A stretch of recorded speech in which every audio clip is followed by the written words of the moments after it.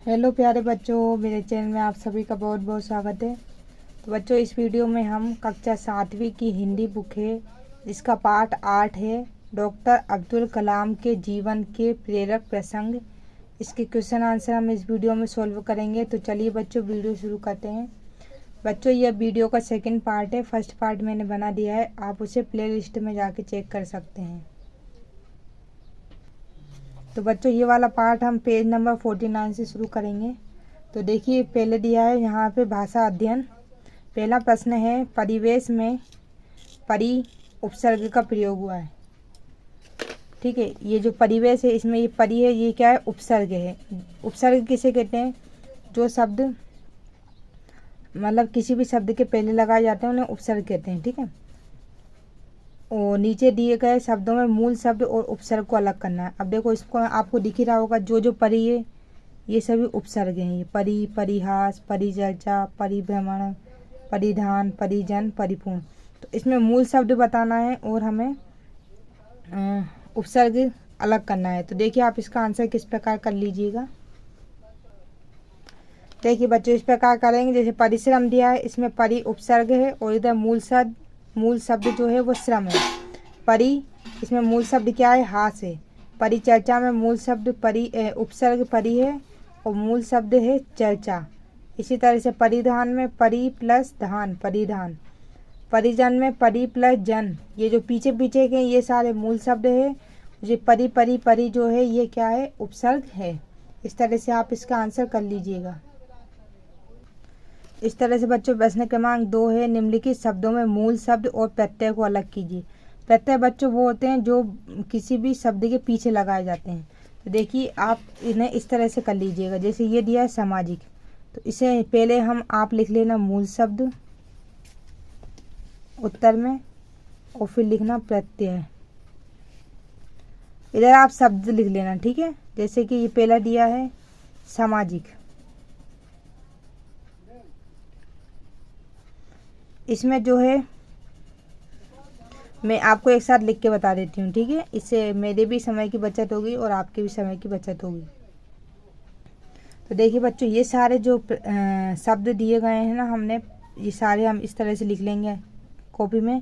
सामाजिक, वैज्ञानिक, वैमानिक, यांत्रिक, वैदिक, पारिश्रमिक और आर्थिक। यहाँ लिखना बच्चों मूल शब्द, जैसे कि आपने पहले वाले प्रश्न में लिखा था, और इधर हम लिख देंगे प्रत्यय। तो मूल शब्द इसमें क्या है? सामाजिक में समाज और प्रत्यय है इक, समाज प्लस इक। वैज्ञानिक में विज्ञान प्लस इक। इस तरह से वैमानिक में विमान प्लस इक। यांत्रिक में यंत्र प्लस इक। वैदिक में वेद प्लस इक। पारिश्रमिक में परिश्रम प्लस इक। और आर्थिक में अर्थ प्लस इक। इस तरह से आप इसके मूल शब्द और प्रत्यय लिख लीजिएगा। अब चलिए बच्चों, अब हम ये मिटा देती हूँ मैं। प्रश्न क्रमांक 3 है बच्चों, पल्लवी शब्द में पल्लव के साथ इत प्रत्यय का प्रयोग हुआ है ना। क्या हुआ? इत। जैसे कि इसमें इक हुआ था, ई की मात्रा चढ़ी थी इसलिए हमने इक लिया था। इसमें ई की मात्रा क है तो हमने इक लिया। इसमें ई की मात्रा चढ़ी हुई है वह पे और त है तो इसे हम इत बोलेंगे। इसी तरह से अन्य शब्द बनाइए। अब जैसे कि क्या दिया है बच्चों, देखो संबंध में हम त लगाएंगे, इत लगाएंगे। संबंध में हमें क्या लगाना है? इत लगाना है। तो ये हो जाएगा हमारा संबंधित। ठीक है,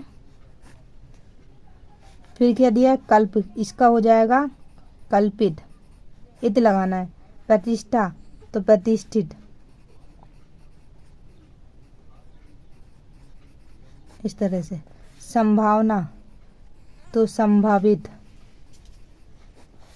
राजपत्र तो राजपठित।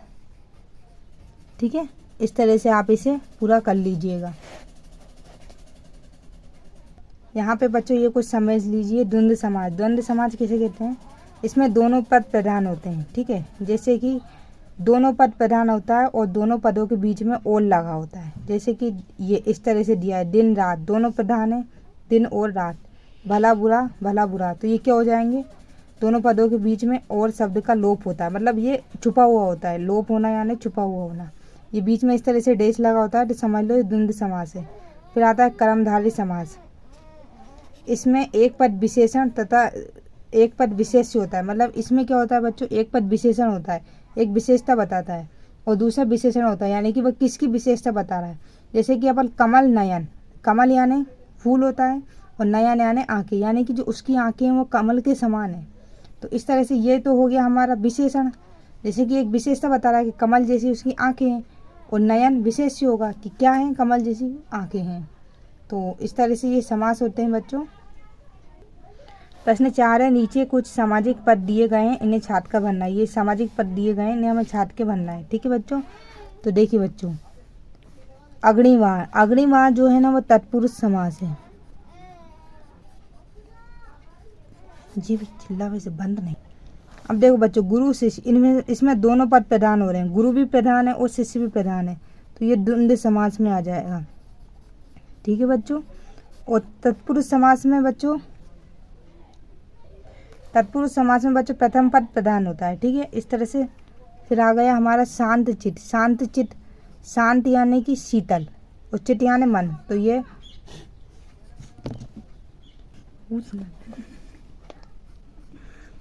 देखो, ये एक विशेषता है ना बच्चों, है ना, शांत, शांत यानी बिल्कुल शांत शीतल। ठीक है, इस तरह से। फिर है मंत्र बाण, ये तत्पुरुष समास में आ गया। तो इसमें देखो पहला पद प्रधान है, मंत्र बाण, बाण तो पहला मतलब पहला पद प्रधान है, तो ये आ जाएगा मंत्र बाण। ठीक है। फिर है पुण्य भूमि, तो पुण्य भूमि क्या आ जाएगी बच्चों, ये कर्मधारय में आ जाएगी, पुण्य भूमि। ये एक विशेषता है, भूमि की विशेषता है कि वो पुण्य है, पुण्य वाली है। फिर आ गया नील गाय। अब देखो गाय जो है वह नीली है, क्या है, विशेषण, एक तरह से विशेषण आ गया और ये विशेष आ गया। तो ये किस में आ जाएगा बच्चों, ये आ जाएगा हमारा कर्मधारय में, नील गाय। ठीक है। इस तरह से माता पिता मैंने बताया था किस में आ जाएगा, द्वंद्व समास में।